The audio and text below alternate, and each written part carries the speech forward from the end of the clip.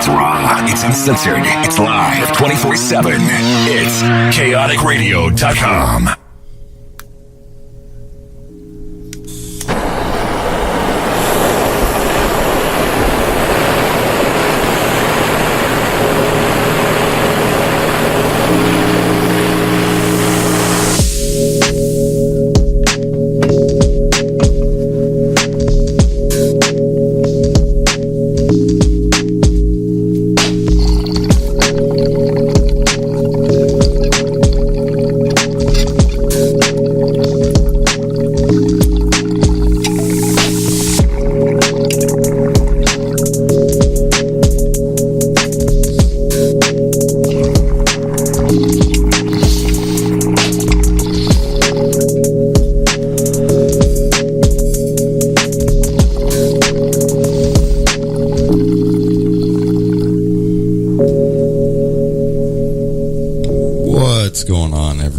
This is Shay C here on the Cannabis Council, brought to you by Greenery Depot, or basically because they do it all. Today, I have a really cool guest. I have Simply Creative by Cindy. She is a pastry chef and does some really amazing things with her outreach at her nonprofit. And so I wanted to have her on here to kind of explain what she does and why she does what she does, because it's an amazing thing that what she does for the community. So how you doing, Cindy? I'm good. Thank you for having me. Yeah. And no stranger to the show. You know what I mean? We got Powered by 7 Marketing. How you doing, homie? Man, I'm blessed, brother. Thank you for having me again, man. I appreciate it. How you doing? Oh, I'm doing good, man. I'm doing good. Anytime, you're always welcome. Appreciate that. Thank you. So, Cindy, we were talking before the show. Blah, blah, blah, blah, blah. I'm a little bit off there. Sorry, it's Monday. Monday after Chalice too, so I'm a little bit behind, as you can tell. But all right, so you do some pretty awesome things for the community with your company here. So why don't you tell us a little bit about your company and then tell us what you do for the community? Yeah, absolutely. I started this nonprofit organization, Simply Created by Cindy, with the sole purpose of helping my community and helping out the victims of domestic violence. So my proceeds from my company, my baked goods, anything from gluten-free, vegan, diabetes-friendly, all of that good stuff, all of those proceeds go into helping out those victims and just basically bringing out the awareness of domestic violence. So that's what I do, and I love it. I enjoy every single part of it. And what I mostly love is bringing that to the community and helping out those victims by, providing classes such as decorating cupcakes, decorating cookies, all of that good stuff, because it gives them that emotional outlet. Right. Yeah, so anything that they're going through in their lives, they're able to go ahead and just focus on something delicious, baking. So we offer mommy and me classes, daddy and me classes, even a teenage night where we're able to go ahead and just bake inside either one of the facilities, like the House of Ruth, which is well known for helping out those victims and providing counseling and even just counseling, just to moral support. Yeah, moral support as well. Okay, good deal. And that's really one of the big things I think is a lot of people don't pay attention to domestic violence and stuff like that. They kind of don't want to see it, type of deal. You know what I mean? Yeah, exactly. It's kind of like a hush-hush kind of thing. Yeah, exactly. You know what I mean? It's kind of like, okay, well, if I don't see it, it's not happening. Even to the people it's happening to, they're kind of like, people are in denial and whatnot, which is a bad thing. I know, because when I was growing up, my mom was a victim of it and stuff, and it wasn't an easy thing to deal with. So having somebody that helps out, especially in our community, helping those people is an amazing thing. You know what I mean? Because all walks of life, let's say domestic violence is like justice is blind. It sees no race, color, creed. Doesn't matter if you're man, woman, child. Right. You can all be a victim of it. Exactly. And have you use the proceeds that you get from our community to help them out is an amazing thing. What kind of products do you offer that are medicated to the cannabis community? What I offer is, like I said, I can touch on anything from being vegan, being diabetes friendly, to sugar free, gluten free. It's what we focus on is having desserts for all, regardless of your dietary restriction. We can customize all of our sweets for that, so we can make anything from, cakes, cupcakes, cookies, brownies, Rice Krispie treats, all of the baked stuff. It's all medicated. Indeed. Can I? Yeah. I'm gonna reveal a little secret that we've been working on. She's probably gonna get a little mad at me, but it's all kicked good. underneath the desk right now. Yes, you already know. But we're working on creating an edible gluten-free pizza. That'd be dope. So that's the next thing that we're working on. So sorry, babe. I had to because it's so awesome, and I feel like the world needs to know what's going on. And because one of the things, like I say, with our slogan is, that it's sweets for all, but at the same time, it's food for all. Because one of our children are restricted to a specific eating diet. Mm-hmm. So we love pizza. That's one of the things that we enjoy as a family. So that's one of the things that so she was like, you know what, I'm gonna learn how to do it. And then on top of it, why not help victims, some of our patients that love the pizza as well too. So right. So it's definitely I think it's a great product, and I just had to let the world know. So I'm proud of her for getting into that. Yeah, there's a couple of medicated pizza companies out there, but there's not too many. They're mostly pizza sauces. The sauce themselves is and then they make the pizza with it. So if you're doing the whole pizza, that'd be fucking amazing. Not gonna lie, I'd eat the shit out of that. We love pizza. Yeah, we love pizza. Like, seriously. Like, we look forward to Saturday night because everybody knows, like, it's pizza night. So we're like, oh, yes, it's pizza. It's pizza night. Yeah. Everybody's eating. Good deal. Yes, sir. No, I love it. And I'm eating pizza tonight. Damn it. I just decided what I'm having for dinner. But gluten-free pizza. So, yeah, yes. That really does open it up for everybody. Yeah, because everybody does, they're all on these diet kicks. Yeah. And everything. I wouldn't know. I just eat whatever's put in front of me. We grew up with that, but now it's like everybody's so sensitive and, they're all picky. Yeah, exactly, so we have to deal with it, but we do see the effects of it, though. So when they eat, my son eats correctly, with the gluten, we see the effects of it, which is crazy. It's crazy, so. Yeah, no, it does. I mean, people, we're affected by all kinds of things, and then our food's changing, and so need to do, it's GMO this and all that stuff, and, exactly. I don't really, I'm just like, fuck it. I'm seemingly healthy, so I know. Just keep on rolling with it. Fuck it. Exactly. I guess I should probably pay more attention to it. When I'm 50, I'm going to be like, damn it, I wish I would have paid more attention when I was in my 30s, but whatever, it works out now. Yeah, definitely. Okay, so how long have you been a pastry chef? Pastry chef since I was like 13 years old.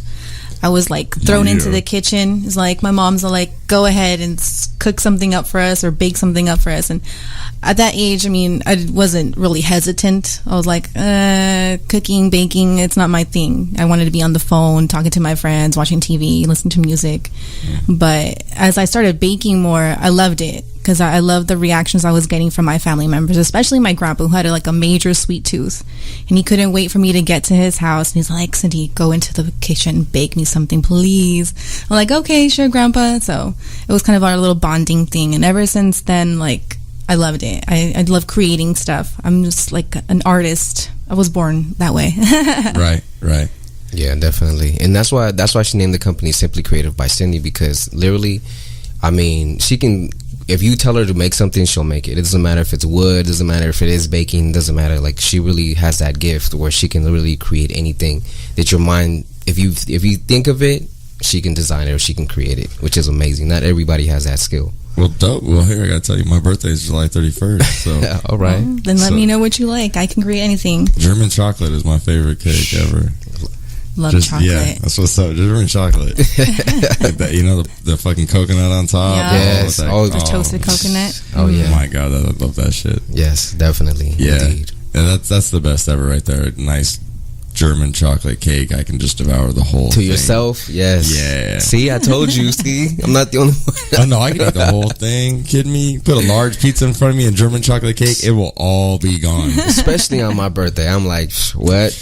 Oh, yeah. And I got a show on my birthday, too, so it's going to be fun as hell. Oh, that's what's up. Yeah. Yeah, I got one of my buddies coming, Jimmy. Okay. So, yeah, it's going to be badass. Oh, yeah. I That's got good. you then. Yeah, definitely. But one of the things that I wanted to touch on is when Cindy was creating her company, one of the things that we realized is that a lot of people don't take note to men that are actually in domestic violence relationship.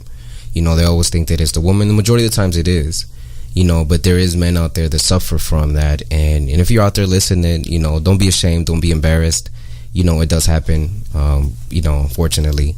But those things, I'm glad that she touches on that, because it helps, like you said, reach out to the community and also let people know that, they're not alone. There's more than enough victims that actually go through that, unfortunately. Yeah, absolutely. It is sad to hear. I mean, but the statistics do tell us that it's 1 in 4 families that have domestic violence in their homes.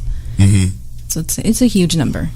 Hold on, I just gotta hit on something real quick, because I got a hater online right now, and I fucking love it, because he's like, oh, he's probably sucking Dougie's dick at the coffee shop. All I gotta say, bro, to you is, fuck you, and thank you very much for watching and giving me a rating. Honestly, I don't give a flying fuck. You can talk all the shit you want, homie. You're one of the people that get to miss out on all the fucking cool shit that I do, so kiss my ass. Exactly. The gremlins, yeah, they call dude. them. You want to sit here? You're gonna sit here and actually the trolls. Here you go, trolls, gremlins, same thing. On this shit. Yeah, they don't realize that we love them. They don't realize that I love like shit, we I got love the them. biggest smile on my face right now. Like, fuck yeah! Exactly. I'm like, thank you, man. Appreciate that. Thank you. Exactly. Yeah, all these people. Well, you know what this stems from is a lot of people hating on Hitman Glass and Dougie himself. All right. And because they're fucking idiots. Right, exactly. Pretty much, you know what I mean? Like, listen to rumors, listen to people that talk shit. They don't even know what's going on. Yeah, never had a conversation with a man in their fucking life. You know what I mean? Like, don't know who he is, don't know the real stories. He heard it through, this guy's brother's sister's fucking boyfriend's aunt. Yeah. And all of a sudden they know what's going on. And, I talked to everybody. Yeah, because everybody knows what fucking happened, right? Right, exactly. Yeah, it's fucking Internet, what do they call them? Internet bangers or whatever? Oh, man, they're just keyboard warriors, bro. Yeah, there you go. That's all this fool is, a keyboard warrior, you know what I mean? Exactly. Like, talking some shit. Yeah, man. It's all good, though. Yeah, it's all good. That's cool, because guess what? I had a blast at fucking Chalice, and I have a blast every time I go to the fucking coffee shop and fucking do dabs and have fun, and guess what? He doesn't get to do that. That's right. You know what I mean? Yes, sir. And if they were fucking cool, they get to come in and they get to do stuff, but they gotta hate. Yeah, man. And it's like, what for?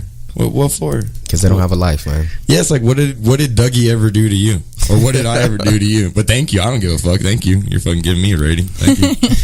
Thanks for making my shit go up. I appreciate that. But, oh yeah, and by the way, thank you, haters. I love the fucking haters more than anything. I love you guys. So keep on typing, Mr. Hugh. Yeah, thank you, Hugh. You're a fucking dumbass. back to this right here. Maybe Hugh is just so sad because he can't get into the coffee shop. Is that your problem, Hugh? Should I put you on my guest list? I'll do that for you if you want, so you can go in there. You can just type in right here. I can see you. It's okay. Are you too sad now? You were talking all that shit. Now that I'm talking back, you want to say nothing? Yeah. Look at the balls on that boy. You can catch me here. You can catch me at High Life. You can catch me at Blacklist and all these things. You want to say this shit to my face, you're more than welcome to, because all I'm going to fucking do is laugh at you. So, come on, big boy. Show me what you got. But, all right. So, I really love what you do. I want to tell you that. Thank you. Because I grew up in like a rough neighborhood, and I grew up like not the best way, you know what I mean? And I saw my mom get her ass whooped a few times, and it wasn't the best thing. I saw my mom whoop some ass a few times, don't get me wrong. But it's just not fun. It's not cool. It's not cool for a kid to go through that kind of shit, you know what I mean? Like, as I'm older, I can kind of like, haha, yeah, it's funny, but it's not really funny. You know what I mean? Like, as a kid, it's not funny, and it scars you, all kinds of really fucked up shit happens. Mm-hmm. And for you to give kids that outlet is amazing, because I never had one, and I did some really stupid shit when I was growing up. That's funny to me, because it was fun, but it was dumb, and it was an outlet, and be able to have something that's positive for them and to teach them a life skill. Like, I don't know how to bake very well. I know how to like cut it off the thing and put it on the sheet and like throw it in the oven. You know what I mean? But like, you're teaching them a life skill and something that's really cool. So like, you might get some, the next, amazing pastry chef that wins the cool reality show or something. Exactly. And, and that's amazing. Yeah, thank you. So thank you. No, I appreciate it, and it's something that I enjoy. Like I said, I see the joy it brings our children when they help me in the kitchen. They love helping bake the stuff, and that's what I wanted to bring to the community. I'm like, let me bring this to those children that don't necessarily have a kitchen, or they don't have the time to, have this time with their parents because of everything that they're going through in their household. So, like I said, it's definitely a joy to not just myself, but the entire community, and I'm glad that it's able to help them with that, because, like I said, it's not available to anyone. Especially when they're in the household, and it's like kind of like walking on eggshells. Like, okay, what's going to happen next? But it's tough, and I'm glad I'm able to be some kind of helps the community. Oh no, it definitely does. It's definitely community service, and like he was saying, people overlook it. You know what I mean? And I think I brought that point up too. Is that people overlook it, and it's something that really shouldn't be overlooked. Everybody always says, "Oh, what about the children? You want to bring up child abuse and this and that." Well, the children. To me, that is child abuse. If a child is seeing it, right, or something like that, that's it's scarring. It's just screwed up, and you don't want to teach a child that either. Exactly. You know want what to I mean? Stop it. Yeah, you want to stop it. You don't want to. What they see is it's going to continue. You know what I mean? If a young boy sees his dad, hitting his mom, well, he's going to grow up and think that that's the way to do it, and that's not the way to do it. Mm-hmm. Yeah. People are going to get in arguments. Don't get me wrong. We're humans. We're going to yell and scream. You can yell and scream all you damn want. Just walk your separate directions and keep yelling and screaming. That's just perfectly fine. But that's where it needs to go, and you can get everything out and do all that kind of BS. And I don't hit women, but I've put my hand through a few windows in my life. Yeah. But I'm not going to hit her. I'm just going to go here. This is an inanimate object. I'm going to punch that. And, right. That's better to me. It's not good to show an act of aggression or anything like that. But I mean, at some point in time, better. Being a human, you have to get it out. You have to have that release. Exactly. And so. Guys get wound up and whatnot. So, we gotta, get it out. And those girls get wound up. Don't get me wrong, my ex-wife punched me a few fucking times. Not saying I didn't deserve it at the time. Not saying I didn't. That was not domestic violence. That was probably, I was getting put in my fucking place. But, there is a difference. That was checkmate. Yeah, there is a difference on that one, right? You know what I mean? Like, yeah, she was just like, motherfucker, what? And I was like, oh shit, all right, yeah. You right. Yeah, that's why I married you. All right, I get it. Cool, we good. But, now she's a bitch, and those are her words too. I'm not just talking shit. Trust me. If you met her, you'd be like, "Oh yeah, she admitted it right there." This is how it goes. Some people are they know who they are. So well, yeah, okay, we'll leave that there. Exactly. But to that point, one of the things that we're experimenting with right now, like one of our patients, one of Cindy's patients is. He's an alcoholic. I don't want to put his business out there, but the thing about it is, in the last 2 weeks, he hasn't been drinking. Mm-hmm. So he's been taking the edibles. He's been taking her peanut butter Nutella cookies, and so we love it because the son calls me and he's like, "Man, thank you. Like, my dad didn't go in rage today. He's not a violent person, but the fact that he's calling and say, he didn't go in rage, he didn't, start drinking at 6 a.m. If anything, he ate the whole cookie and he was chilling the whole day. He said he's been able to conversate with him. So it's we're not just doing the whole dealing with the victims, but we're also dealing with the people that are actually going through it. Right. Because that's where it starts a lot of times. Sometimes they don't even know they have an outlet. Just like one of the things that we realized, even when someone has a concussion, their frontal lobe of their brain a lot of times is missing. So what that does, it causes lapse. And so what happens is they go into an anger mode that they don't even know how to control. Mm-hmm. So there's a lot of things people don't even know about that. These are things that are barely coming out now, so, and that's why I give it to her that, she's dealing with that. Like I said, we're helping both spectrums, not just anybody, not just one side of it. Right.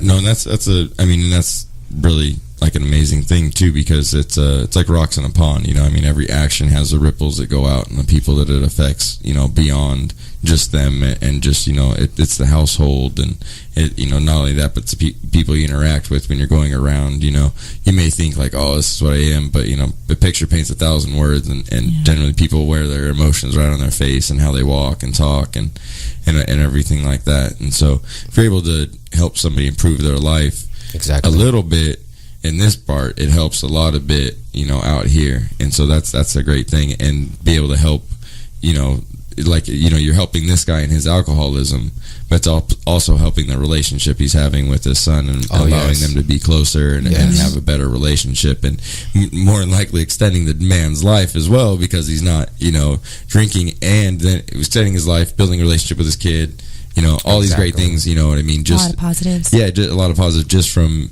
a small change. Well, it's not a small change, but a change in life of going from, alcohol to edibles, which is, honestly, that's pretty good. Fucking eating edibles at 6 o'clock in the morning. Holy shit, I'd be fucked up. I'm not gonna lie. Oh man, remember his first story? He didn't even know, because what happened was someone gave him a piece of cake, and so he was just stuck. And that's when he called me. He was like, "Yo, man, somebody like slipped us some edible cake, and my dad didn't drink the whole day. Yo, can you talk to your lady if we can get some?" And we told him the procedure, get the rec and everything. Became one of our patients, and I've been doing it ever since. So, I mean, it's an amazing thing, and I know there's going to be many more stories like that. So, if anybody out there, again, if they're listening, follow at Simply Creative by Cindy on Instagram. Hit her up and send in your information, and we'll get you signed up as one of our patients to get you going on either spectrum. Right. I want to ask: are you going to you going for a license and all that when the 64 license is coming about next year? Oh yeah, absolutely. Yeah, good too. Oh yeah, I definitely want to continue it because, like I said, it's a expanding business, and there's so many patients out there that don't even know that they need edibles in their life. If they want to get away from the pills and all this medication that's making them have all kinds of side effects. I'm like, what's the side effect to cannabis and medical marijuana? It's eating. Yeah, basically. Exactly. Increase appetite. I gotta give it. Okay, so yes, there are bad side effects to cannabis. Well, yeah, there are some people too much. Well, not just that, but there are some people whose systems just aren't built for it. Right. It's let me put it. It's rare, if I can use that word, because not too many people, react negatively to cannabis. But there are several people, types out there that can react very negatively to cannabis. And I actually had this one roommate who couldn't get high. What? Yeah, it was a fucking trip. That's crazy. Okay. Yeah, and he lived with me, so I tried. Trust me, I tried. And he wouldn't get high, and he just wasn't that high this full. It just wasn't, you know what I mean? Like, and he was a little bit of a dork. If he was high, you would have known. Right? Like, he just wasn't high. He was just like, no, he was perfectly the same exact person. I'm like, man, this is fucking weird. I gave him edibles, and then I gave him a really strong edible. I gave him bong tokes, all this shit. That's crazy. Fool never got high. I was like, this is fucking odd. That is but all right, weird. All right. But it wouldn't affect him like that. Like, it just didn't really affect him. He'd feel like a head change for like a couple of minutes, and then he was just normal again. Just normal. Yeah, it wouldn't hit him hard, or it was just the craziest thing to me. But I tried several times. It wasn't just the first time I gave up. I was like, no, let's go ahead. Okay, how about this one? No. Or how about this? I mean, literally, I tried a pipe, a bong, a joint, edibles, a vaporizer. Oh, wow. Yeah, I didn't give up. It was your mission. I was going for it. I was like, nah, I'm going to fucking do this. And nah, man, that fool never got high. His eyes didn't even get red. That's crazy. It fucking tripped me out. I was tripping out the whole time. Like, the whole time I lived there for like 2 years. And I was like, dude, this fucking trip. That's crazy, because that's what THC is supposed to do. It's supposed to, have a reaction to the CB1 receptor. And that's when it's supposed to affect like a certain part of your brain and your nervous system. But for it not to affect his, that's crazy. I thought though, like, he used to take these pills, and I always thought that that's the reason why. Is because he took like, not necessarily, I don't know if they're like antidepressants or something. Possibly then. But it was something like that, and it wouldn't affect him. And so I'm thinking, like, somehow did that shut off those, because they can make a pill shut it off, or something like that. And my whole thought was, that's fucked up. Why would you want to do that? Like, that's one of the best systems that your body was built for, and if they're shutting it off, like, and he used to complain of pain all the time. Wow. All the time. He'd always be like, his knees would hurt, his ankles would hurt, his back would hurt, everything. Everything always hurt. That could possibly be it.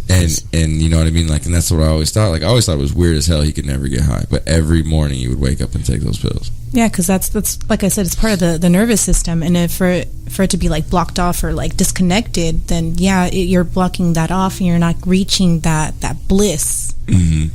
And that's what THC is meant to do. It's supposed to activate it and reach that it. bliss. Yeah. That was real poetic. Yeah, that bliss. It's a blissful nation. Oh my god, I'm gonna fucking use that. Yeah, no, I always thought it was a trip that he couldn't, and I always thought it was fucked up because I always, you know, I mean, like, man, I enjoyed everything more when I'm not saying I don't enjoy life when I'm not high, but I do enjoy it when I'm more high. Right. You know, right? No, I definitely understand that. That's just, but there is a point. Like, I was talking to my friends this weekend, and I was just like, man, I think I'm too high, and they're like, can you do that? And I was like, yeah. Yeah, you definitely can. I'm like, don't want to walk. I don't want to do anything. I just want to drink a lot of water and eat a bunch of food and $7 fries. I'm not eating a bunch of food. It's just not going to happen. I actually went to one of my friends. He was an artist and he was performing, and I was like, where's your trailer? He's like, it's over there. And I was like, he's got food. He was like, yeah, food and beer. And I was like, fuck yeah. I went over to his trailer real quick, and I was like, yep. Ate a couple pieces of fucking food. And I had somebody bring me something too. But yeah, it was gnarly hot this weekend. It was. It was like disgusting hot. Yeah. Yeah. Our pool was like, it was like a sauna. It was like a hot tub. It didn't even feel cold at all. That's how hot it was. Up. I know. We're jumping in. It's just hot. I'm like, man, what is this? Come on. That's fucked up right there. Like, it's the temperature doesn't change. You're just getting like, what the fuck? Yes. Like, what is this? How did this just? We just end up getting out. Like, oh man, let's just go turn the AC on in the house. I was like, it's not even worth it. Yeah, seriously, huh? Yeah, it was hot. It was like, wow. That's why we made a trip to the beach yesterday. Oh yeah, it was good. Make you jealous now. Yeah, we went to Huntington Beach. It was fun. We took the boys. I don't know if I like you so much right now. I don't know, man. You know, you were at the concert. You know, so man, yesterday you could have took our boys. We would have went to the concert for you. Then. Yesterday was hell, bro. I ain't gonna lie. Like I told you, I made that really smart decision. Yeah, and yeah. Don't do hallucinogens, kids. It's not exactly the best thing ever. It's really good at the time, not so much after. Immediate regrets. Oh, not so immediate, but you know. Next day. Yeah, and then after. Yeah, not so much fun. But no, I mean, it was a blast. This weekend was just so much fucking fun. I mean, I can't even. I'm gonna have I have to have a whole show basically on Chalice recap. I'm gonna have my co-host, and we're just gonna go through because we were there all weekend and just all the fucking cool shit that we saw, and it's just gonna be amazing. Nice. Yeah, because I don't even remember part of it. He was like, "Oh, you remember this?" I'm like, "No, that happened." He's like, "Yeah, you were right there. I got a picture." And I'm like, "Oh, well, I got a picture," because I don't remember shit, dude. Like I just had so much fun, and like I saw so many people. It was hard to see all of my friends, and for a minute, like I only got to see like a couple of my buddies for like 2 or 3 minutes. Oh dang! You know what I mean? Because the place was so big, so you're walking around, and then honestly, you know, you're just flowing. You know what I mean? And so you just go to the insane. You know, it was amazing. The place was huge, though. I realized this morning when I looked at the map, there was somewhere I didn't even go. What? I know I was there for 3 days, right? Or somewhere I didn't even go. I was like, oh, what? I didn't even go to that place. Dang. I was like, that's where those people were. Yeah, that's how big it was. I mean, there was things everywhere. Wow. Yeah, it was the best and biggest Chalice yet, and next year's going to be better. Nice. So I can't even wait. But yeah, tune in for that. The Chalice recap show is going to be amazing. Yeah, definitely. Yeah. I wanted to check that out. When I seen that, I was like, man. But, you know, it's all good. Beach was fun. Well, yeah, you know me too. So next time, hit me up. For sure, definitely. Yeah, because tickets got a little bit sketchy this time. I screwed up and relied on someone else to grab a couple of tickets for me, and I should have just said screw, because I could have just asked for them and gotten those tickets, and I didn't. And so tickets got a little bit screwy this time. But next time, I'm just going to handle all that myself and not rely on. Or if I do put somebody in charge, make sure that they're going to stay in charge. Yeah.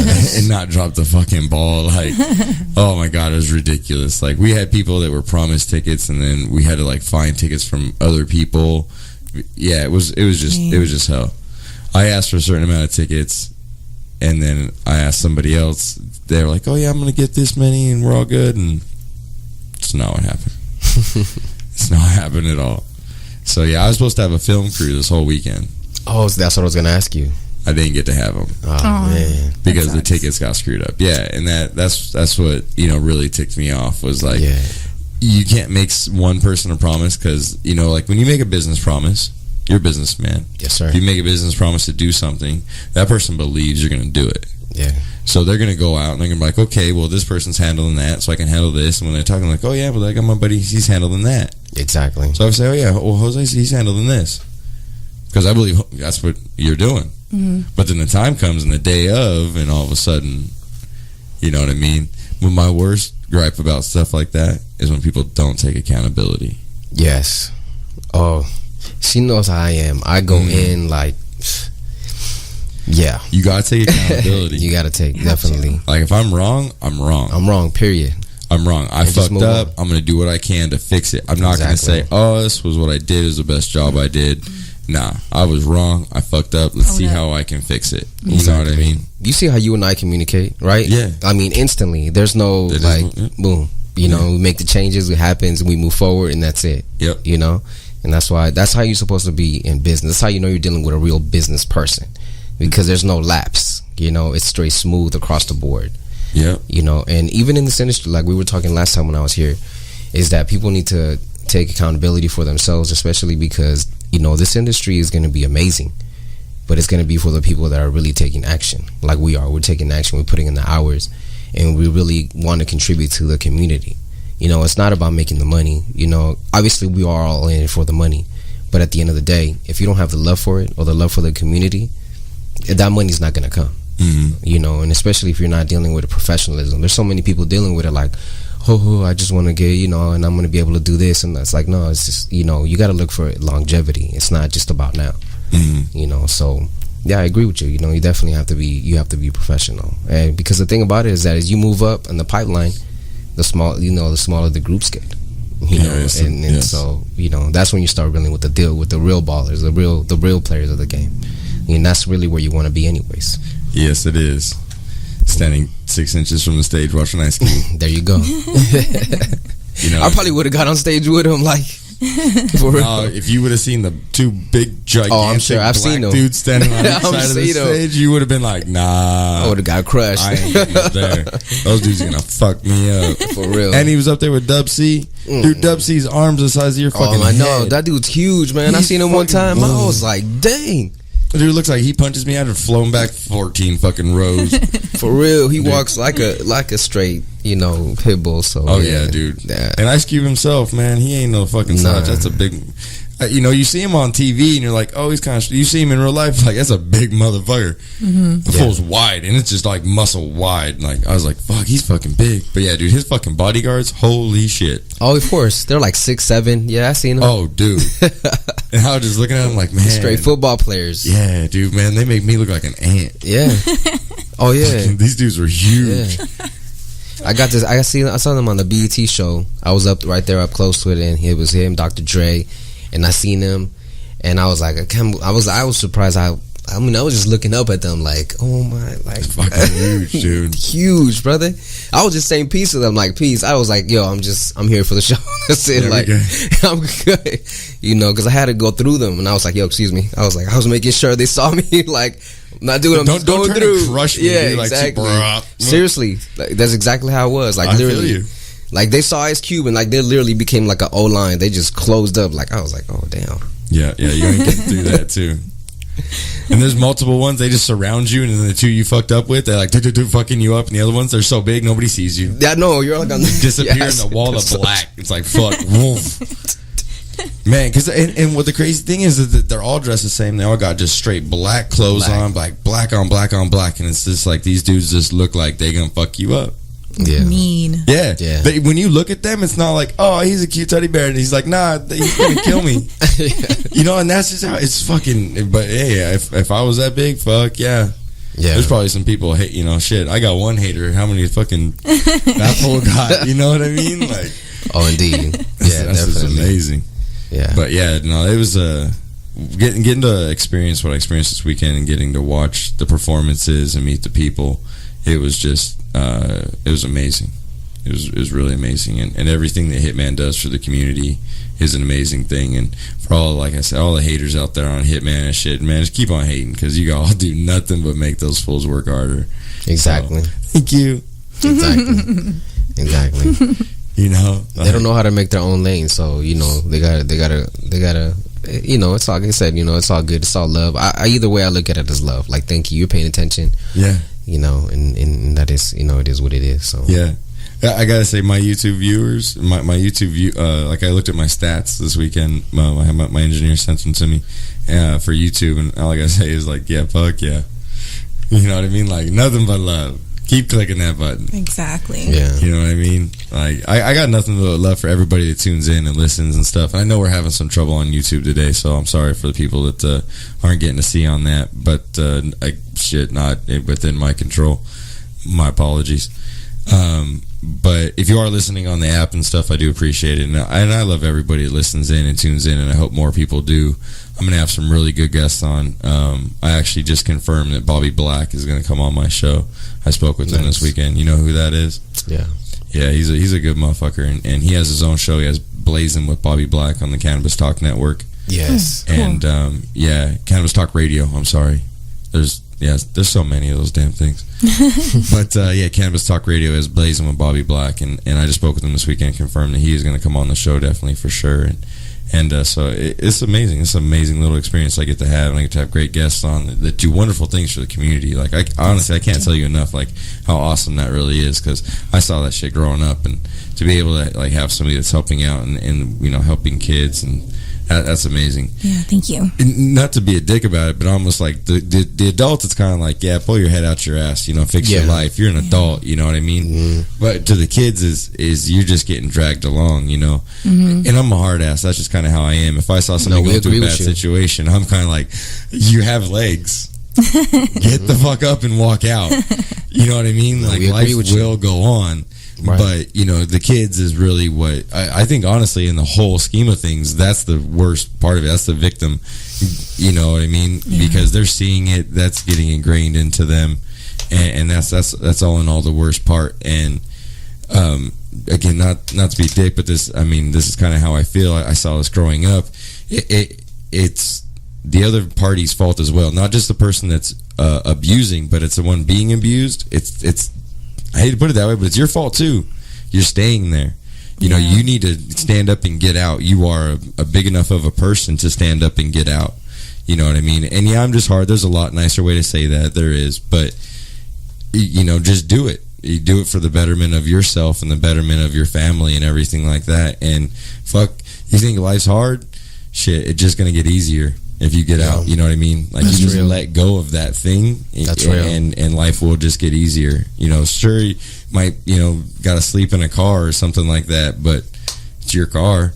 That's real. You know what I mean? Like, it's your shit, and you're improving your life no matter what. You just made your life better. Exactly. And that's what those organizations are there for, like the House of Ruth, and forgive me for not knowing the other ones, but that's why they have those counselors, because those victims, they don't know how to get out of it, or they're too scared because they don't know what's going to happen, where they're going to be living or sleeping in the next couple of days if they do decide to leave. Well, back seats of cars. Yeah. You know what I mean? That's the decision they need to make as an adult, and say, you know what, I'm going to step up, and if this is what I have to do, this is what I have to do. And there's a lot of them that we talk to as well too, and you know, and you don't need to apologize or even feel like you sound like a dick, you know. And the thing about it is, like, with me, it's like the truth is the truth. I don't sugarcoat anything, especially if you're an adult. Like, if you're a child, then I'm gonna speak to you as a child, but if you're an adult, I'm gonna speak to you like an adult. Like, look, you could have walked out, you could have walked away, you could have hit the wall, you could have hit the window. Yeah, is that acceptable? No, it's not. But at least you didn't, you know, hit another person. Better yet, you didn't let your child at least, you know, be grown enough to at least excuse yourself as an adult, or go into a room, or, you know, whatever, or, you know what, I'm gonna leave. And the other person is at the same time too. Let that other person leave. Let them leave. Give them that space, you know. Let them create that space for themselves. Sometimes people just follow it, you know. They're like, oh no, you get over here, I'm not done. Like, no, just let them leave. Yeah, you know, like, what's the big deal? They're gonna come back if you just let them leave. Let it go, you know. And I think it's childish on both parts, because they're being selfish. They're not looking at, and then they remember that the child was in the room. Like, oh my gosh, I didn't even see her here. Like, come on now. Yeah. You know, because it's not about you anymore. It's not about you anymore, and that's the thing parents need to realize. Once you decide to be a parent, it's not about you anymore. Well, even like right now, my ex-wife, honestly, she's a fucking bitch, but she's a good mom. I'll give her that. She's a really, really good mom. That's good. And we butt heads all the time. You know what I mean? And I have to eat crow, and she has to eat crow, and stuff like that. But at the end of the day, we both remember that, like, it's about our kids. You know what I mean? And don't get me wrong. If you talk to her, I'm a fucking asshole. So, of course. I mean, it goes both ways. Like, I'm not just gonna be like, yeah, she's just a bitch. No, I'm a fucking dick to her too. Like, when she's a bitch, I just fucking pop off, and I'm like, nah, dude, just don't. You know what I mean? But we never ever do it in front of the children. We were like, nah, go in the house. We're gonna go outside and yell at each other. But that's what, you know what I mean? We're gonna go over here and do it. You're not gonna do it in front of the children. Like, when we were married, we used to fight, and it just wasn't a good thing. And that's you know, one of the main reasons we ain't together anymore. But now we don't do it in front of the kids. You're gonna argue, right? You know what I mean? You're gonna argue. People have emotions. People are gonna go back and forth. Nobody's got a perfect relationship. If y'all say you got a perfect relationship, you're fucking liars. You're lying. Straight up. Yeah, just how it is. And so, you know, you just have to, like I said, create a situation to make it better. You know what I mean? And if you gotta leave for a little while. And like I said, you got to let that person leave. You got to go for a walk. Walks are the best thing ever. You get good oxygen. Yes. Exactly. You calm down. Your thoughts are more put in order. You can come back and actually have a conversation. Because arguing is not conversating. It's two different things.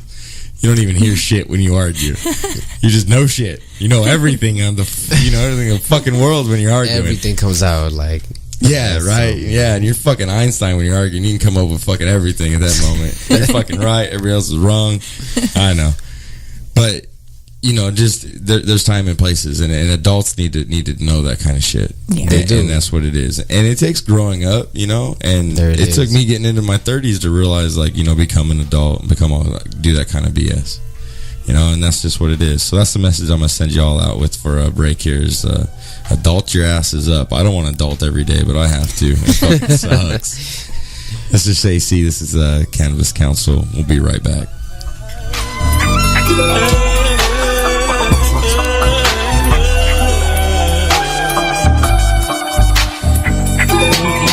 I woke up early Saturday morning, sick on me and bruised with a hangover blues. Earl on my clothes and shoes, stomach on wounds. From this killer weed that's so fire to make your nose bleed. It had me so high, my brain was fried, moving at slow speed. This big bitch chose me, and I was thinking like liquor. She looked too tight, that body's right. My heart and mind was like dicker, but with my body aching from Earl sensations, just got mistaken. I swiftly took the number and passed on ass that was for the bacon. I remember waking up at the flat. Chaotic Radio, because the rest is just a waste of time. Can't live right when your mind's left. I'm in line to eat like hot chef. I switch flows like a time riff, and I'm going in like it's my shift. I'm a veteran, bitch. You ain't facing a rook. Fuck swag. I don't care about the way that I look. You know you're blinded by these educational crooks. When the internet's the only way you put your fucking face in the book, bitch. I'm about to educate, real from the fake that I'm about to separate. Black shoes, white tee, I don't segregate. I wake up every morning like I'm about to celebrate, cause I'm rolling this ganja. I smoke with the partners. Said, man, fuck her sister, did you see her mama? She got me out here like, hello, Miss Parker, the Lord and my shepherd, he know what I want. I give her my number, she callin' my phone, like, brr, brr, just leave me alone. I just want a pussy, bitch, you should've known, bitch, you should've known. I'm not trying to be rude, just listen to what I'm saying to you. The rules about weed don't apply to the pussy, it ain't the good shit if it smell up the room like ew.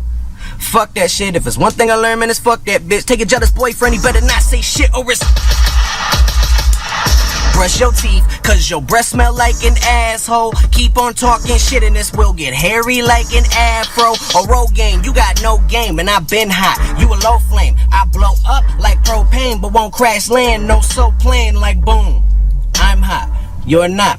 Face the facts, piss me off and I say some shit that I sure as fuck ain't taking back. Like I murder motherfuckers like I'm Dr. Kevorkian. I float like a butterfly but sting like a scorpion. I fold a motherfucker down like an accordion. Little bitch, I'm the one, you ain't even a Morpheus. I'm ready to get it, already get vision. And what I'm about to say with the pen and I never forget it. I murder every song that I'm in, bitch, you know that I killed it. I'm trying to make $1 million off music to change how I'm living. So what, you wanna be famous? Well then you gotta go hard. I've been in the studio all night, motherfucker, cause that's my job.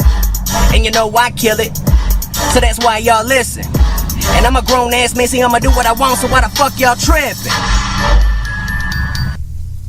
Yeah, that's the kid right there. That's nice. JC's Cannabis Council. We back on right now. I'm sorry, YouTube, we having some trouble. I don't know what's going on. For some reason, we're not being able to connect, and that's an issue. But we'll get that all lined up. I do apologize. It's 7:10. You know what I mean? It's a stoner holiday. We a little fucked up today. It's all good. It's all true. good. But all right, so the second half of the show, we get a little bit of something different. I didn't warn you for this one because this is what I like to do. So, do you smoke weed? Yes. All right. What's your favorite kind of weed? What's what? What's your favorite kind of weed? Ganja. We like the hybrid stuff. Oh, really? Yeah. That's the exact shit I stay away from. Well, we like to stay up. You know, we're always in action, so Always working. we're always working. We're up to like 1, 2 in the morning every day. So Me too. I smoke indica all day. really, yeah, all we day, can't, bro. We can't. All day. I probably already smoked like 2.5 grams. No, wait. Today I've had like 1.5 grams. Yeah, But you know what I find with indica? I feel like I'm at my most creative. Like that's when I don't know. I have some like really good ideas. See, that's when I smoke sativa. Like I get going. I'm like, I start doing shit. Yeah, because I'm just chilling, and then all these really cool ideas come to my mind, like some really bomb desserts. And then I'm like, okay, I gotta. See, I gotta hang out at your house more often. Oh, bro, you know how hard it is, bro. Because I'm a workout freak, so you he know. gets mad at me. I won't. I won't get mad at all. He's all like, this temptation here. I'm all like, hey, it's for Hey, business. the studio is not that far away. You're more than what you can drop off anything here. Trust me. Sure. Nobody will be mad at all. Yeah, definitely. Nobody here will be mad. They'll be like, man, we really, really hate you, as they're just shoving cookies in their mouth. Exactly. I know. I was just thinking today in the shower, I was like thinking of a strawberry shortcake cupcake. But like, See, now I'm just mad you didn't bring it. I didn't have time. I was I'm like, just fucking with you. But no, that sounds bomb. the next time. That sounds for sure. bomb right For there. sure. Strawberry shortcake cupcake. And that's like the cool innovative shit that we're going to see. Like, I'm not saying pastry chefs don't get innovative, but a stone pastry chef's going to get truly innovative when it comes to looking at some shit. They're going to be like, wait, I want this and this and this. I'm going to add this in too because this is going to be fucking amazing. Mm-hmm. Yeah, and that's what's up. You know what I mean? That's what's up. Oh yeah, she definitely gets creative. I'm telling you, that peanut butter Nutella. Oh my gosh, man. That's a peanut butter cookie stuffed with Nutella. See, if I like Nutella or peanut butter cookies, I'd be down for that. I love peanut butter. I don't like peanut butter cookies. I don't know why. Really? That's Yeah, interesting. I'm fucking weird, bro. I hate tomatoes, but I'll eat ketchup. Okay. I don't fucking get it either. That's crazy. I'll eat all kinds of other shit, dude. Crazy shit too. I'll eat lima beans. I think lima beans taste good. Ugh. Yeah, see what I'm saying? I don't remember the last time I had a lima bean when my mom but they're forced so me good to. They're so good. I like them. They're so good. I like anything that's a vegetable, though. Honestly. Lima beans, a little bit of ranch. I don't know about that one. Some snow peas. Yeah. He's the vegetable person. Like, he introduced me to all kinds of new vegetables I've never had in my life. See, when I was growing up, though, my dad lives on a bunch of land, and he had basically like a half acre was just a giant garden. He had corn, like a lot of corn, enough corn that we ate that we ate a lot of corn. Let's put it that way. He had a lot of it, and then not only did he have that, but on that same half acre, he had 2 sunken greenhouses. Nice. So they're actually dug into the ground, and then they were covered. And in there, he's like growing out of the walls was lettuce and all kinds of stuff. Oh, that's dope. And like carrots would grow straight out of the walls. Have you ever seen a carrot that grew in a wall? Yeah, you never seen a diagonal carrot, huh? It's fucking hilarious. What? I have to see that. Yeah, because carrots grow in, right? Well, carrots grow with gravity, so it's like brop, and then it's just really weird. Picture a carrot just like this. Yeah. It's a little bit funky, but so we had all kinds of really cool stuff, and so like that's why my dad used to get really mad at me because I'd go in there and I'd eat all the fucking peas right off the vine. Just sitting there all day and I'd eat all the peas. Yeah, they were so fresh, and I'd eat them all, and he'd go out there to pick them and be like, "Man, little shit." I'd eat like 2 bushes. Oh wow. Yeah, in like a week, and he'd be like, "Little fucker, came out there eating all my shit." That's what it's there for. Yeah, I was healthy. There you go. That's why I can eat anything I want now. You know what I mean? Like, I have a horrible diet now because I'm always busy. I'm always running around. I know that's no excuse, but it's mine, and I'm gonna fucking stick with it. So I never really, like, when I go home, I don't want to fucking cook. I just want to sit down and eat and then go to bed. So I always get fast food or something, but I'm always thinking to myself, like, oh, I'm so glad, like, I was an athlete back then, and I'm so glad my parents raised me on all that kind of crap, because, fuck, I can do whatever I want now. It's true. It does help your metabolism as you get older, though. If you eat a lot of vegetables when you're young, it's very true. Very, very true. That's crazy. Not only that, but play sports. People need to get involved in sports and things like that, because, especially when you're young, even if you don't continue with the sport or playing sports, it keeps a mentality in your head to continue to work out, to continue to be in good health. Because, you know, I mean, I'm sure, like, you know, when you're really good shape in high school, and then, you know, you start to see it fall off on your 20s, and by the time you hit 30, you know, you're a guy, you're like, okay, I need to work out. You know, like, genetics are not kicking in how they should be.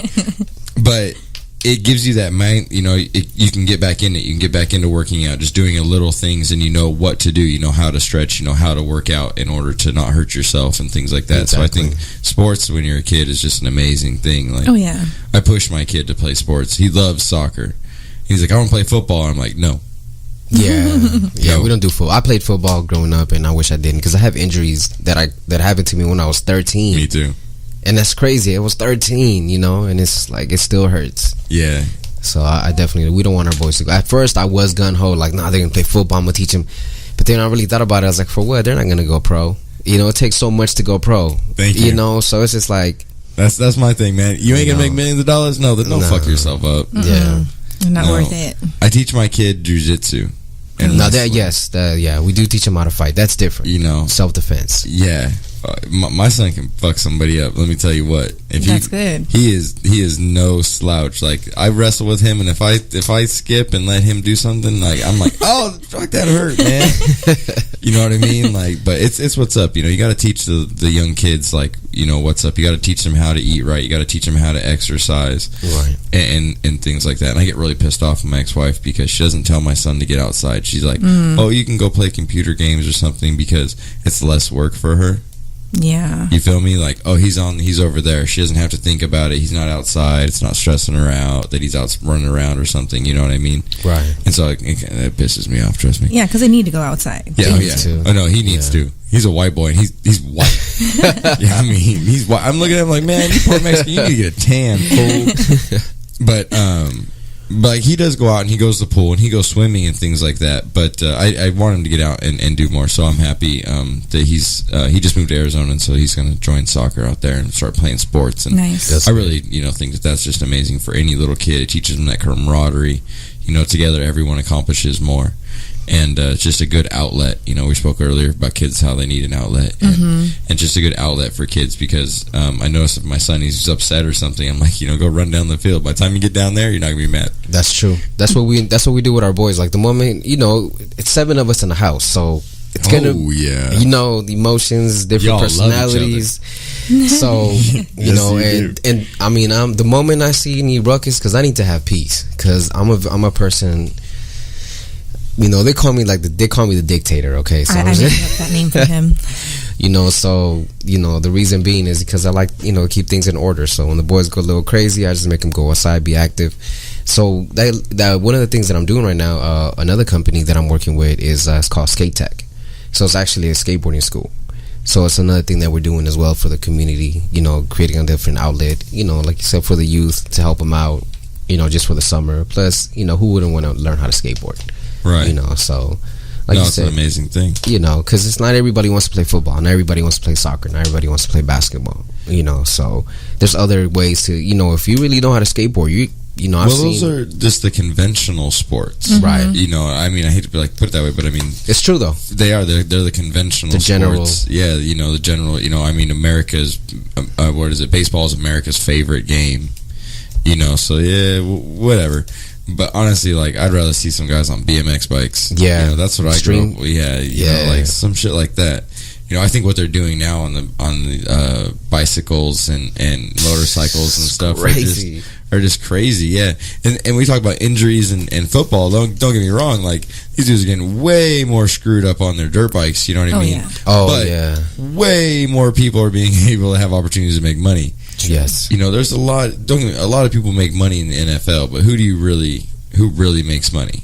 You could probably you could make a list of who really makes money. Oh yeah, it takes a long time. You really have to be really you got to good. name, you know what I mean? You got to be a Deion Sanders of fucking, somebody. I mean, in baseball, you got to be like somebody like Ken Griffey or somebody big. Then to have your name remembered and whatnot, and then you are. Yeah, sure. The rest of the guys, don't get me wrong, they live comfy, but I think the extreme sports are that it gave those other kids that weren't good at catching and throwing a football, but they could balance on a board and make that thing spin and twist. And I know, it's crazy. Yeah, and it gave it's another outlet for kids, and it's another way to show, and let's put this frank, about it, that most of those kids just sat around, they got high, and they wanted to fucking go out skating with their friends. I mean, that's a lot of the skate culture too. Is part of the cannabis community and cannabis culture. Is they sit around and they do that kind of stuff, and that's not that football kind of culture. Football is rah rah, get them, go get them, and hit them harder. And when it comes to skateboarding and stuff like that, it's an individual sport that everyone around you is so happy to watch you succeed and stuff. It's not especially if you land the trick. Yeah, nobody's like, oh, I got you, you're not going to catch that next one. They're like, no, bro, you got it, you're going to catch the next one. Encouragement. Yeah, you're going to get the next one, you got it. And that's what I really like about like those sports and those communities. It's true. Is that even on the professional level, you hear in football, you hear them, they're talking shit to each other on the other side of the line, but the two dudes up on top of the vert ramp are like, you got this, bro, go land that. Exactly. Yeah. I'm your competitor, but it's gonna be fucking awesome to watch you do that trick. Exactly. I fucking go do it. Exactly. Because that's gonna forward our sport, and the next time I get to go try it, and that's what's up. That's what I love about extreme sports. Exactly, because that's what it's about. Even though, like you said, it's competition, at the same time, it's like, yo, come on, let's take it to the next level. Let's do this. Yeah, because at a certain point, it's about beating yourself. It's not necessarily about beating the next guy. It's about making yourself better, and that raises everybody else's level of competition. Exactly. Yeah, If you're knocking them down, who's to say they're not? They could be better if you encourage them. If you knock them down, they might just stay where they're at. Exactly. But that's why I think too, though, that's why you've seen BMX and skateboarding and all these things progress as fast as they have. I mean, let's face it, when I was a kid, and I'm not that old, skateboarding was not very big, and all of a sudden Tony Hawk's Pro Skater, Dave Mirra's thing came out. Matt Hoffman's got a video game, and all these things like start really happening, and it's like because everybody in that industry was encouraging the next person. Exactly. That's true. What I mean? Now they're getting shoe deals. They're getting. Now they're creating their own lane now, where they don't even have to get sponsored anymore. They're sponsoring themselves. Yeah, and that's what's so crazy. They're learning the game now. They're becoming entrepreneurs now. They're learning and the businessmen of theirs. Exactly, they built their own industry. Exactly, which is crazy. It is. And then also give a rest in peace to. What's that brother's name from that show? That was Ridiculousness. Remember, brother Big Black. Big Black, man. Now, rest in peace. And I really like the way that he conducted himself and how he helped the sport. I think it's a sport. Skateboarding. Oh, definitely. You know what I mean? Because of what there's a lot of energy that a lot of people don't know. Like a lot of the boarders I know, they get up at 5 o'clock in the morning. And go out there for 4 or 5 hours. Some people think it's a waste of time, but. Some people don't even know. Like, you just saw a millionaire roll by you, on the board. Yeah, on a skateboard. On a skateboard. Shitty ass clothes. Exactly. And you're like, yo, he's a millionaire. Yeah. But no, he takes that $200 skateboard that he rides on a daily basis and goes and puts it in his $150,000 Benz and exactly. And you're like, you're looking at him like, what? Who's that? Like, yeah exactly. That's Bob Burnquist. Exactly. You know what I mean? And they don't. They dress in Dickies and skate shoes and everything. Yeah, totally casual. You'd never know. Like if you see Tony Hawk, you would never know. Like besides knowing the fact that it's Tony Hawk, you would never know that he's as rich as he is. Right. Yep.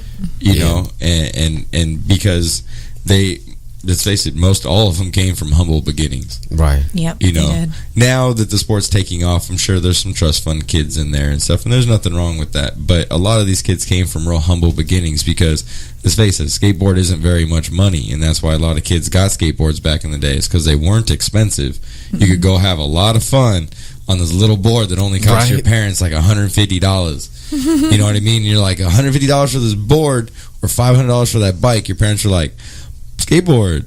There you go. You know, and that's where a lot of it, you know, came from, and these kids just being out there and, you know, having to just have fun. And I think that's being lost too in a certain way. Don't get me wrong, the sports are progressing, but kids nowadays aren't getting out as much. True. I don't see kids rolling around like I used to when I was in a a kid. pack of bicycles, just I miss that rolling. shit. Yeah, man, or just rolling up to the park and you just seeing everybody up there, or And like, don't yo, we're going to this park. Yeah, we were rolling around getting high and doing stuff like that. I'm gonna admit that, But we were active. yeah, but I wasn't vandalizing nothing. I wasn't doing nothing stupid. I was okay. Yes, as the city put it, I was vandalizing a dirt lot by putting fucking jumps in it. It's about the vandalism that we pulled off as kids, you know, like that kind of stuff. But and they'd be like, you guys are vandalizing the lot. We're like, it's dirt. I know. It's earth. We dug a hole and built a mound. How the fuck is this? Like, you're trespassing against vandalism. What? It's a fucking dirt lot, bro. Who the fuck's here? And that's why, you know, we tell our boys all the time, we're like, yo, take advantage of the fact that, you know, we're into graffiti. Take the fact that, you know, we're into, like, boarding. We're into, you know, we're the cool parents. You know, like, their friends love to come over because we're the ones that play video games with them. We're the ones that, you know, we're interacting, we're snowboarding. We do all those extreme sports with them. And then their friends are like, dang, I wish my parents were like that. And then we tell them all the time, you see how we are? Like, we're in it with you guys, you know, because we understood. We grew up in the boarding area where it was like, oh, nah, you know, that's, you know, they, you know, when we started seeing signs, you can't skateboard over here. Like, come on, that's ridiculous. You know, it's just like, let us be creative. Okay, yeah, so I'll admit to a couple more acts of vandalism. Those signs got fucked up. I have to admit. There's no skateboarding, no rollerblading, no bicycle signs. Yeah, okay, I used to fuck those things up. We used to sticker the shit out of those. Yeah. Fuck you. Exactly. Put the ride shop sticker right over the no. You know, like, damn. Like, screw you guys. Because they used to tell us all the time, you know, like, now you see have you seen the anti-skateboarding stuff that they have on rails and stuff now? Have you seen that? No, I haven't. Okay, so like on handrails, now when you get to see those little welded on pieces of metal that are designed, okay, you know, they're for looks. No, they're for so you can't grind down it. Dang, all sneaky. Yeah, and then like, okay, so you know, and then like on fountains and stuff, and they have those little metal things that just stick out every now and then, so you can't grind around it and do a trick on it. Yeah. Out of hand. Little fuckers. Right? It's just someone who couldn't throw a football or have balance. That's all it is. Yeah. It's like, dang, sorry, bro. Yeah, I know, man. Come on, go into advertising or something. What the hell? No, but I mean, I get it. I mean, you know, the wax does look bad and everything every now and then, but I'm glad that they've it's a lot of cities, especially Riverside, where I live and grew up.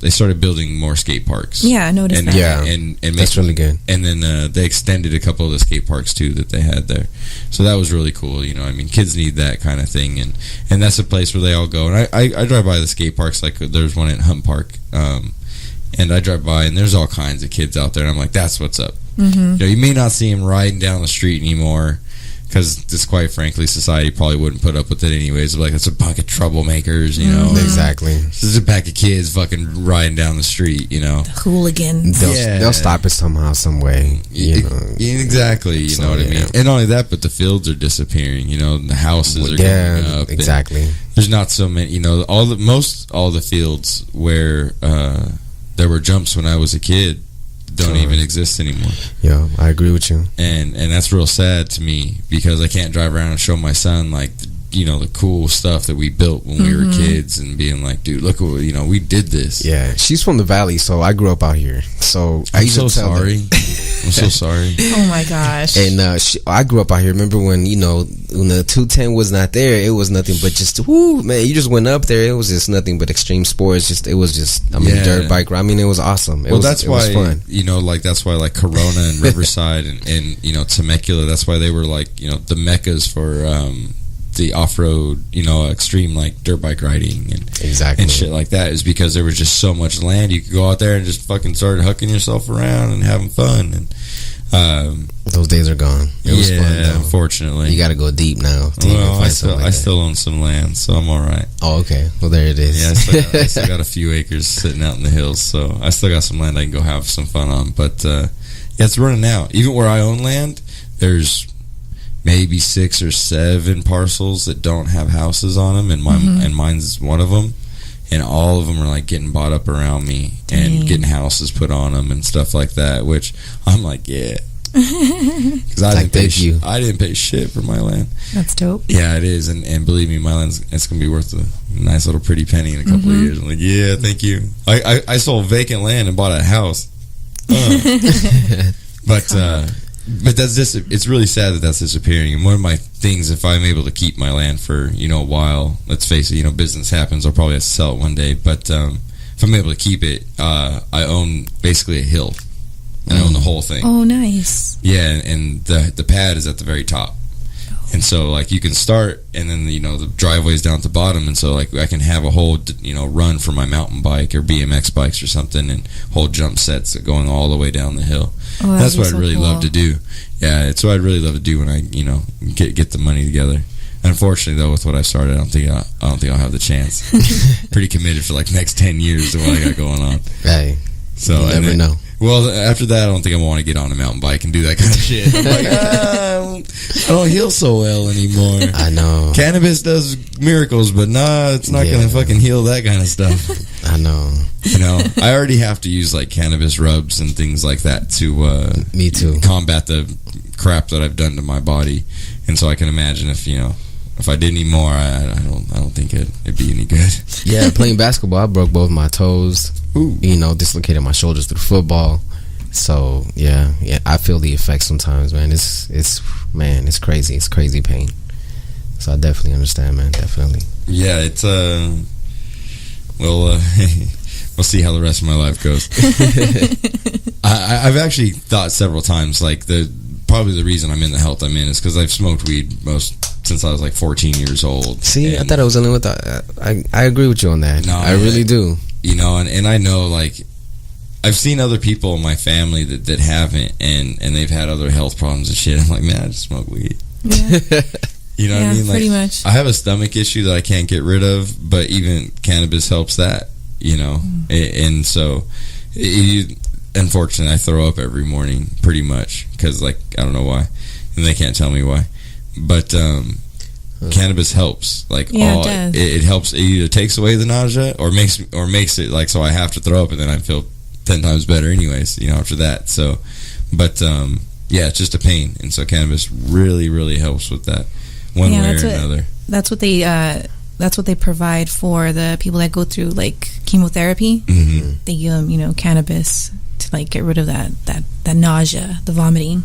Yeah, my stomach creates too much acid, so like I have, like, foam, and it actually hurts, like, to the point where, like, I get stomach pain and stuff like that, and it sucks. But the cannabis really helps. And like I said, it either takes away the nausea or just makes it so I have to, relieve that part of it. But it makes it so it goes away, after that. Because there's a certain point where, my body's built up too much and it has to get it out. But I'm in so much pain that everything is, like, tightened up and it can't come out. Yeah, that's a nasty feeling. That's like morning sickness. I know, I went through that. Yeah, see, I've never. I've never. Yeah, I've never. Well, if it's that way, shit, I experience that shit all the time. And it does really suck. I feel for you then, because, like, yeah, it just sucks. But then the cannabis allows everything to, like, kind of relax, and it allows my body to expel it, and then so I can feel better throughout the rest of the day. Oh yeah.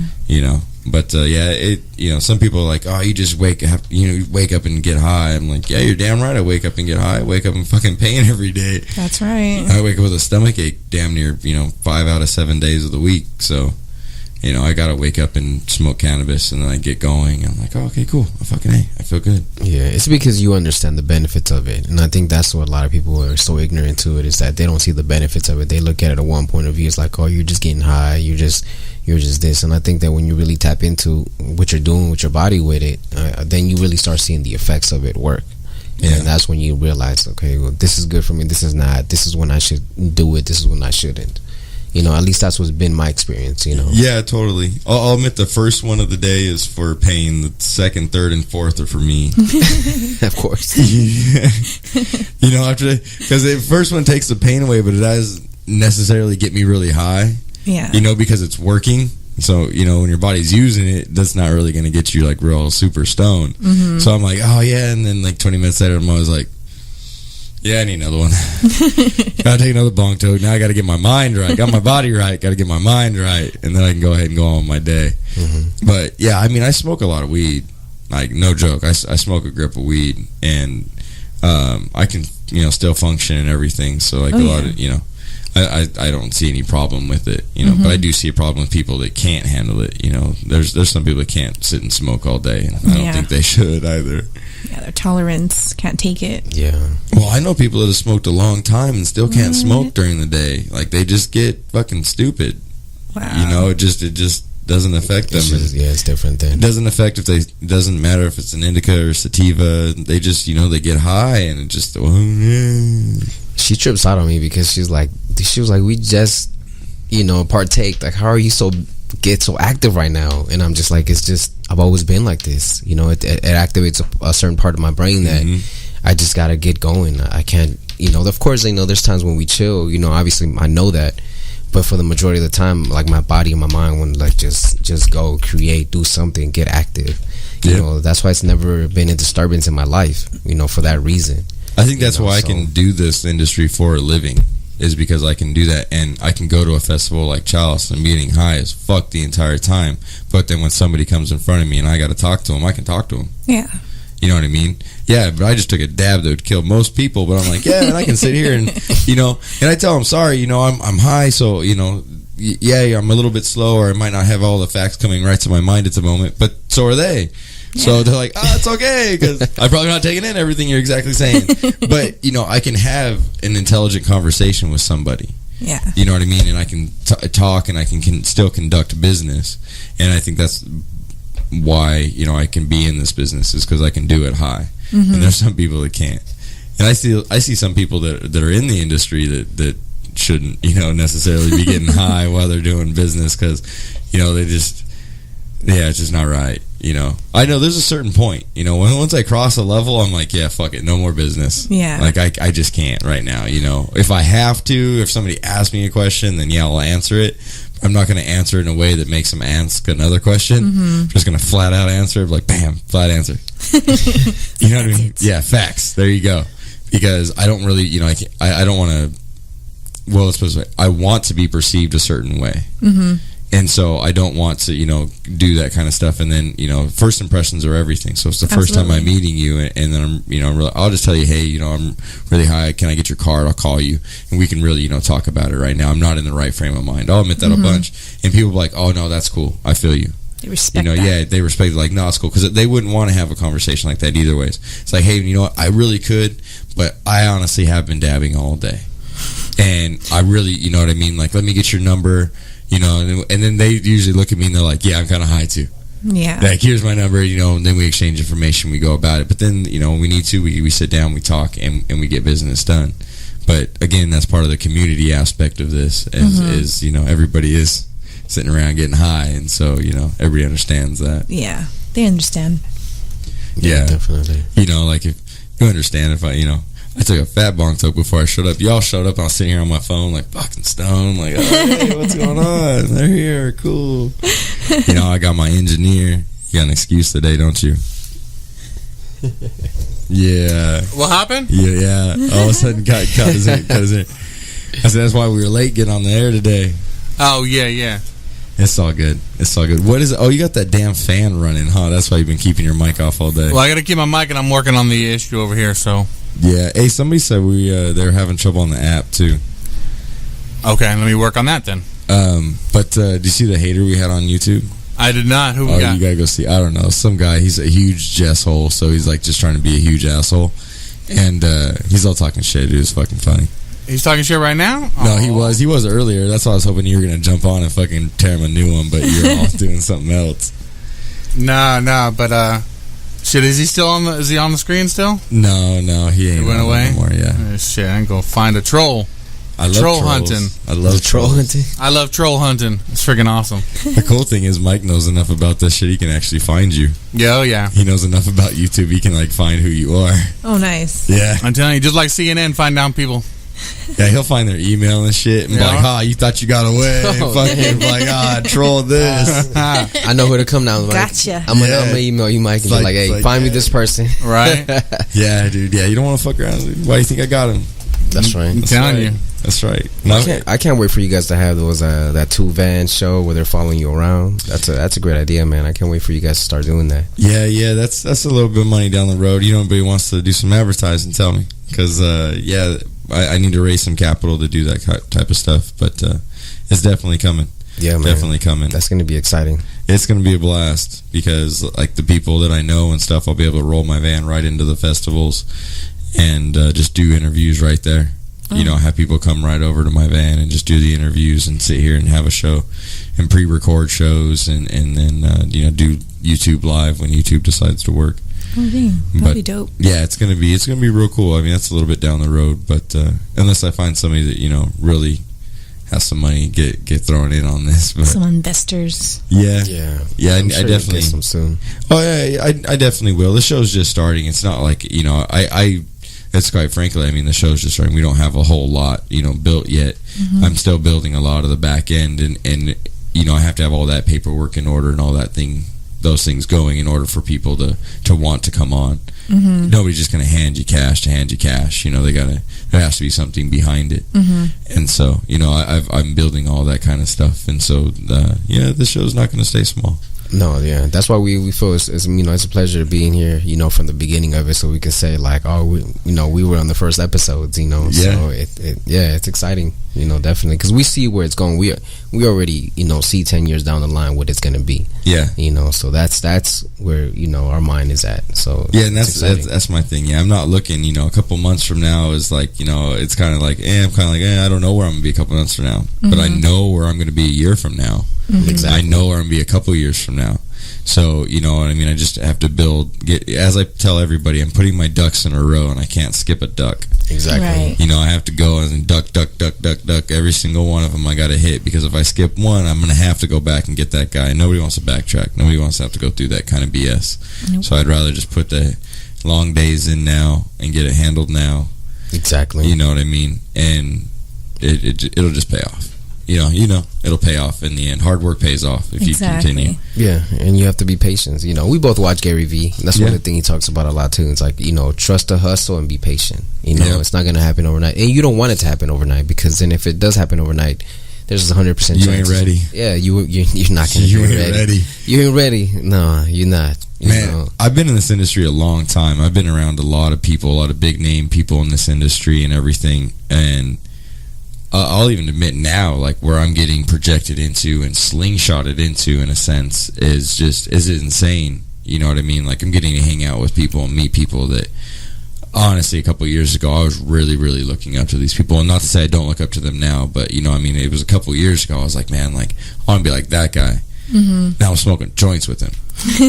You know what I mean? Now I'm sitting there, like, partying with these people, and it's a fucking blast. Like, I met Eddie Lepp this weekend. You guys know who that is? No. You know who Jack Herrera is? Yes. It's Jack Herrera's best friend. Oh, okay. And he went to federal pen for fucking 10 years for doing what we do now. And he was one of those guys that fucking is the reason we can do this.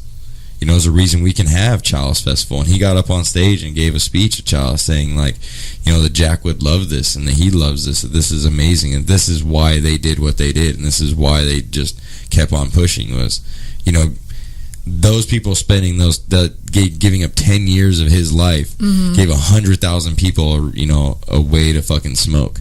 Yep. And a way to fucking get up and do shit. Yeah, and, like, I got to meet him. I went up to my buddy Jerry, and I was talking to Jerry, and I'm like, yeah, what's up, da-da-da. I'm like, hey, is that Eddie? And he's like, yeah, you want to meet him? He's a homie. And I'm like, fuck yeah, what the fuck? Why'd you even ask, bro? Like, are you fucking kidding? And he's like, yo, hey, but being introduced by him, yeah, it wasn't just like I'm walking up like, hey, I'm a fan, da-da-da. I was like, hey, this is my friend Shay. Because their buddy, you know what I mean? Like, to me, that's fucking surreal. I was standing there like, this really just fucking happened. You know what I mean? And it's just it's a trip. It's a trip to be able to be there and to be able to have these people and be able to call them homies and like have their phone numbers. And if I needed something, hey, what's going on? Exactly. You know, and it's because they know I'm not just going to text them because like, oh, I'm trying to show off, but I'm going to text them with the legitimate shit and like be about it. You know what I mean? And it's a surreal thing even where I am, and I'm so thankful it's not happening any faster, to be quite honest with you, because it's crazy, right? How it all comes at you and how busy you get so fast. Yeah, but I'm getting to take it all in, and it's not going too fast, and I'm not just getting projected into something I don't know. Like, I can get thrown in with a pack of wolves, that's all good, but I'm not going to challenge for the lead right away. You know what I mean? I'm going to be the little motherfucker. I'm going to chill. You know, I'll run with y'all. I'm going to stay right here. I'm going to stay in my own lane as I'm running with you, motherfucker. You know, I'm going to stay in the slow lane. Y'all in the fast lane. I'm on the same highway, just not going as quick, you know? Yeah. And that's kind of how it is. And it's really awesome. And they all realize that shit. And but they realize it and they know. They still, you know, they're like, no, come on. You know, it's just a fucking blast. Like, my life is, in the last few months, has just taken off so surreal. And I know it's going to happen even more. And I'm really happy with the pace that it's happened at. Because people, if you want to be famous and you want to be a big star, fuck, be careful what you wish for. Yeah, be ready for it. No, be ready. Because your life no longer belongs to your ass. When somebody tells you got to be there, that's where you got to be. You're like, oh no, I live life on my own terms. Yep, yours and all your fucking sponsors' terms. That's how you live your fucking life. Yeah. That contract you sign, motherfucker. And people don't realize that. You know, some people come in and then they get those fucking slave contracts thrown in front of them and they sign them. They don't read it. Yeah, I will never sign a slave contract. I'm sorry. Like, hell yeah, will I sell out at times? Fuck yeah, I ain't gonna sign no slave contract. You know, I know people in this industry that have slave contracts. You know what that is? Yeah, you're stuck. You gotta do what they tell you to do. You have to dress how they tell you to dress. You have to eat where they tell you to eat. That's true. You gotta smoke what they tell you to smoke. Yo. Ain't no life. Nope. Yeah, it's just like having a regular job. But everybody looks up to you and says, oh, you fucking amazing. But they don't know what that they entails. don't know the stipulations between this shit. That's why they don't know how hard this actually is. Yeah.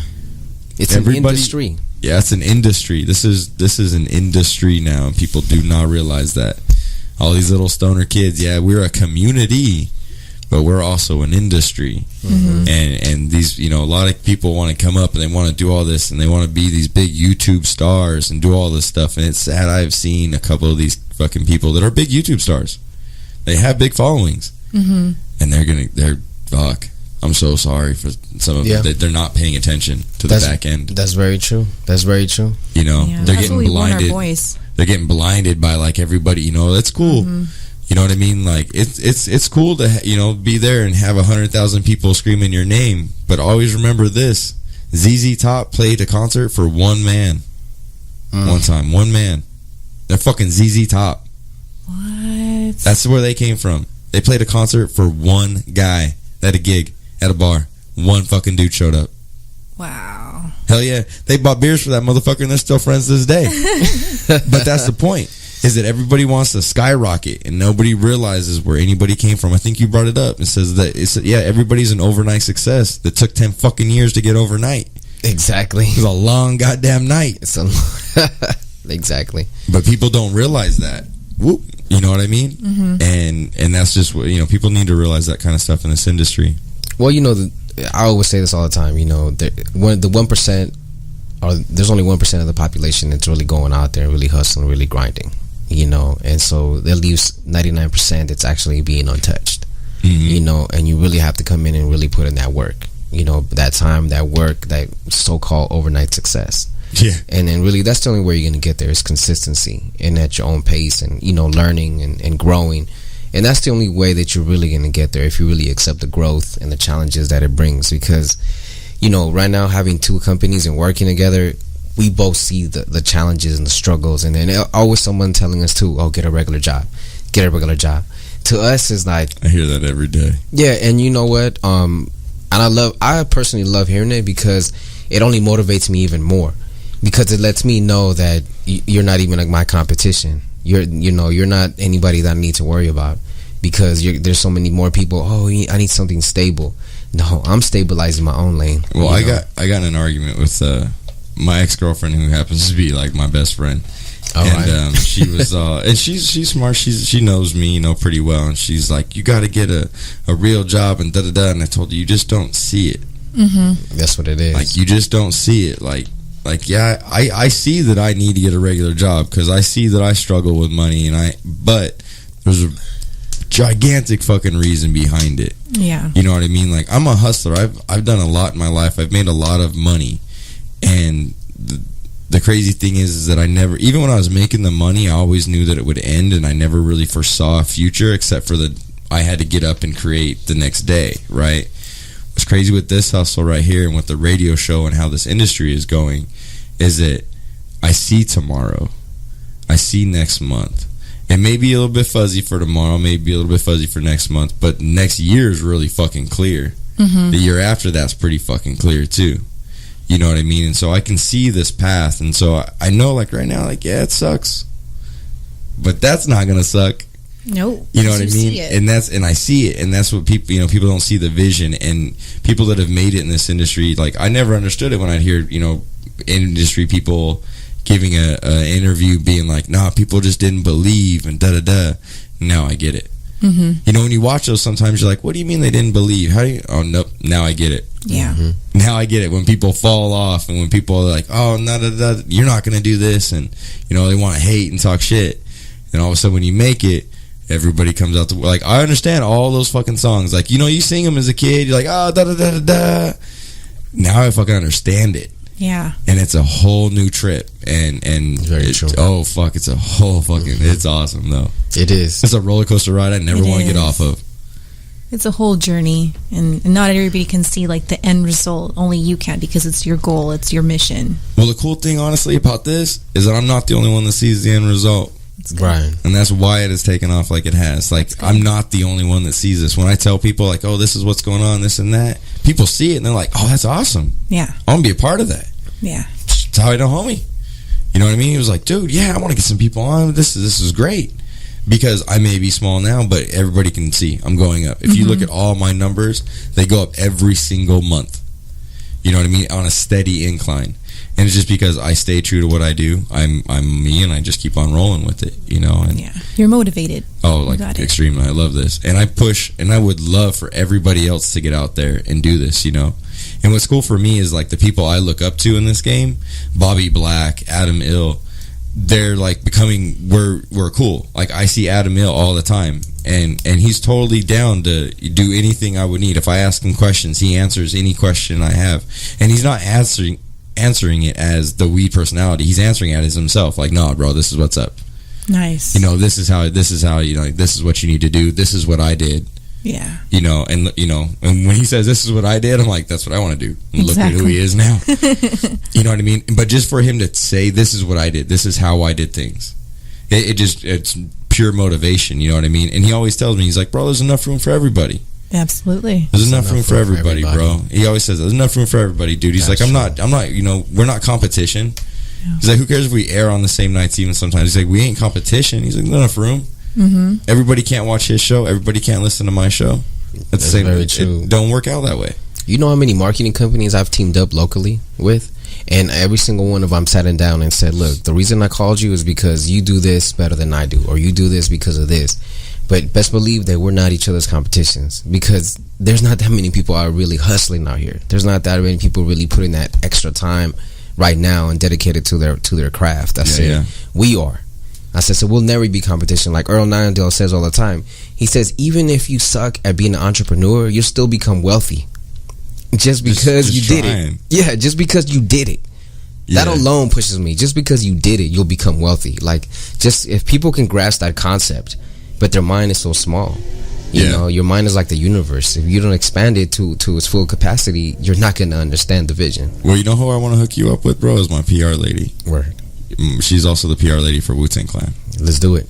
So I'm gonna hook you up with her. She's pretty awesome. She's in Dallas right now, but she's gonna be back out here in the next couple of days. And so I'm gonna get you all in touch because I think you guys could do some good work together. Thank you. She got her own marketing company and everything too. So I think that'd be good for you. Appreciate that. Yeah, I'll give her out to everybody. Appreciate that. She's my ace in the hole right there. Oh, nice. Yeah, dude. Lifeline. Yeah, dude. Shit, the PR for fucking Wu-Tang, man. Yeah. Like, Heck yeah. That's That's huge. big. yeah. Well, this show right here is actually going to Wu-Tang Radio.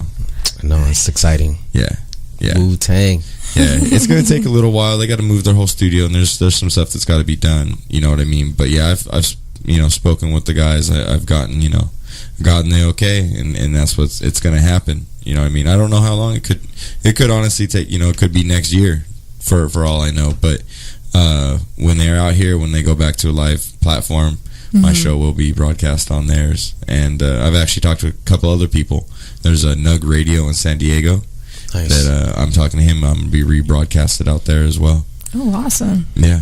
I'm trying to go out. You know what I mean? And that's the thing. Like, I'm broke as a joke right now. But when my show's played and all these different things, and I have all these people listening and stuff, then that's when it really pays off, and that's when it all comes back around. Yeah.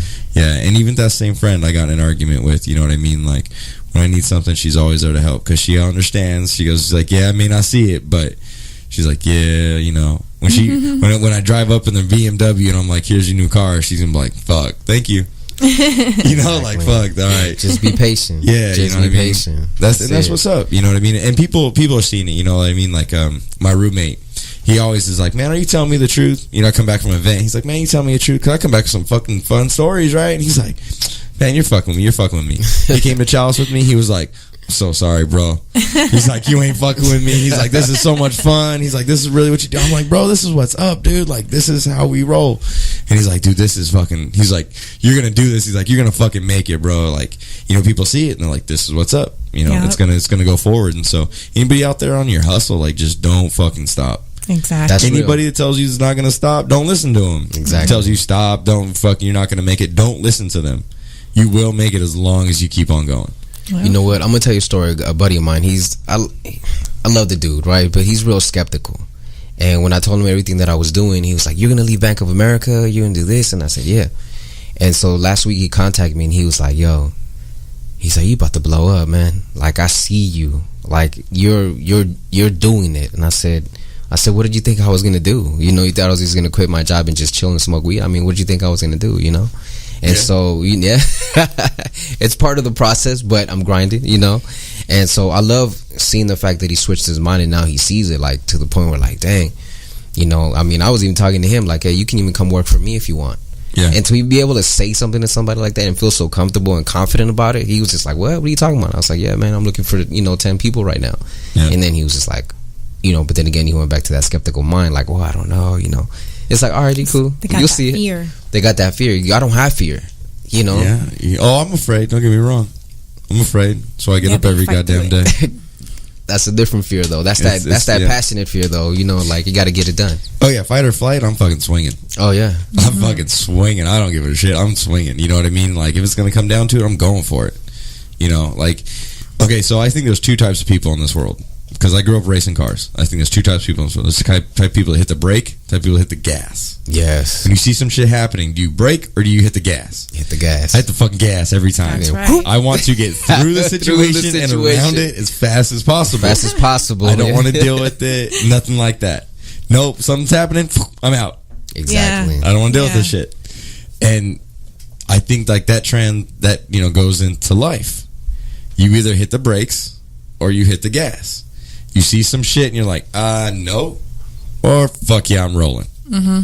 And that's it. You know what I mean? There's no gray area. My mom loved that fucking saying in life, and I hated it when I was growing up. I say it all the time. There is no gray area in life, and there really isn't. You either are or you aren't. And the people that believe that there's a gray area, well, I'm sorry.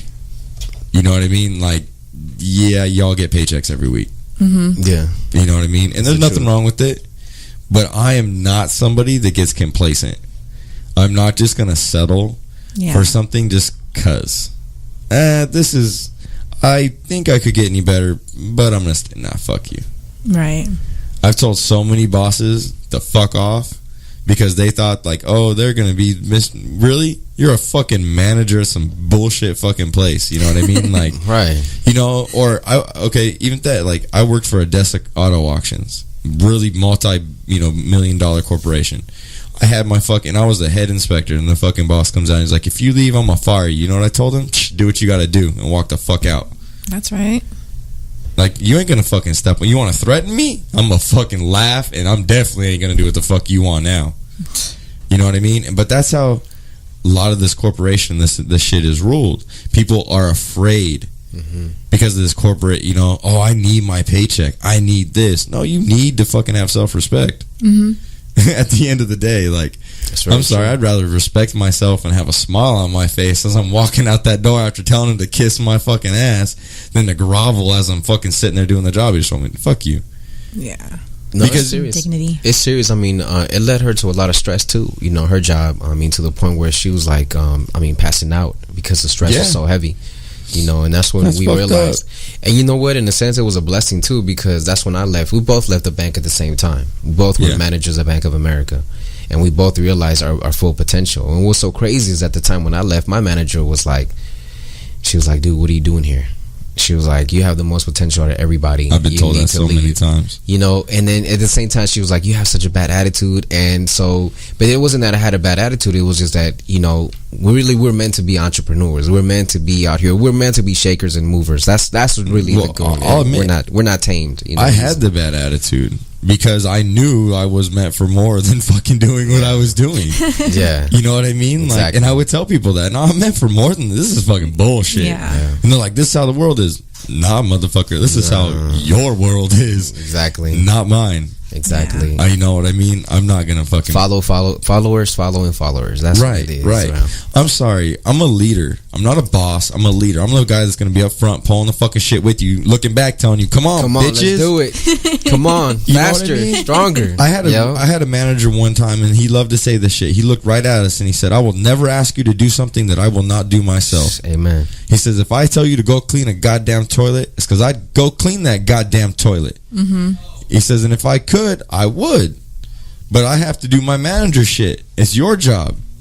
He said, but if I had to, if it came down to it, he says, I'd be in there. And I saw him every now and then do some of them fucked up jobs. You know, maybe he just did them to show people that he would do them. But he would always say in the meetings, I don't ever ask you to do nothing I wouldn't fucking do. He said, I don't ever ask you to go check nothing. I don't ever ask you to do a fucking, nothing here that I wouldn't do myself. Everybody respected that man. And when he asked you to do something that fucking sucked, you're like, shit. But you did it. You did it. Yeah. You know what I mean? You did it. And most of the time you're like, yeah, you know what? And you did it. And you hated it, but you were happy to do it because you knew this shit was paying off. Exactly. You know what I mean? Like, I knew it was when I was selling cars. So I would go out and, do the key checks, do the vehicle checks, make sure all the cars are on the lot, nothing got stolen, this and that kind of BS. Yeah. And all the other salesmen would sit their happy asses up in the air-conditioned office. Oh, my goodness. Right. But when it came to slow days and somebody wanted to go home and I knew I wasn't going to do nothing, can I go home? Yeah, get the fuck out of here. Oh, we're getting lunch today? Can I get lunch? Yeah, cool. Thank you. That's right. Because I got up and I went out there. And he'd say that to them. He'd tell them all. You know why he gets it? Because he gets the fuck out there. And eventually, everybody was out there. And he'd look at me and say, Shay, come here. And I'd stand there and we'd talk about shit and they'd all work. That's how it really goes. That's how it really goes out. So when you see that one person over there chilling with the boss, like, what did that person do? It's like the things that you're not doing, the things that you're not seeing that are being done. The things that the boss looks at? Yeah. The things that's what's up. Exactly. And the boss is in there because he looks at those things and he does those things. Exactly. That's what you get. And the funny thing was, I was high as fuck all the time. He knew. Yeah, he smoked weed. He was a homie. I met him in a collective. You know what I mean? Like, he knew. He knew. But I was high, and he would tell people that. Like, and he would be like, I know he's stoned right now. He's fucking out working all of you. Putting in the work. I love hearing that too, by the way. Yeah, I love it. I'd be sitting there high as fuck smiling. Yeah. I outwork all you motherfuckers. And I'm wearing $1,200 shoes. What? You know what I mean? And people were just like, what the fuck? But that's the thing. Like, and they don't have that killer. Yeah. Or when it came up, or when somebody came in to see the manager, and the manager knew they were going to buy a car. Guess whose desk they got sat at? Yours. Yeah. Here you go. Handing you the commission. Here you go. You know? Or when I was having a hard time closing somebody, hey, boom. You know he sat down and took care of it. You know what I mean? And that's just how it was. That's dope. That's a good leader and a good manager right now. We got to hit break right now. Are we hitting break right now, Mike? Are we kicking it? Yeah, we kicking it, huh? We out. So we are out for the Cannabis Council. I'm sorry we got on the air a little bit late, so we're going off a little bit late. But I do appreciate very much having my guests. Jose, it is always a pleasure, my man. Man, You're always welcome, and thank you for the guests you provide. Thank you very, very much for being my guest today. Thank you. I love what you do, and please keep doing what you do. Don't ever stop that. That's an amazing thing. And yeah, just fucking A. If I can ever do anything to help you as well, get a message out there, do anything like that, I would love to do so. He has all my contact info. And, you know, if it fits in with me, shit, we're going for it. Thank you. I appreciate that. Any last message you want to send off somebody? Just want to say hello to all my family, my friends following me. Appreciate all the support you guys provide me. And that's it. You got anything, Jose? Just you know, if you're out there, you know, you want to do your own thing, fuck the haters, fuck everybody else. Just do it, just grind it, and only you matter. Take care. All I gotta say about the haters is, I fucking love you motherfuckers. Keep on hating. I don't give a shit. Like, honestly, y'all can talk all the shit you want. I fucking love it. I'm sitting here with the goddamn smile on my face, and if you said it to my face, you'd get to see this motherfucking smile. I really don't care. You guys can hate all you want. When you want jobs, I'll give you one. This is Shay C signing out for the Cannabis Council. Everybody take it easy. Peace.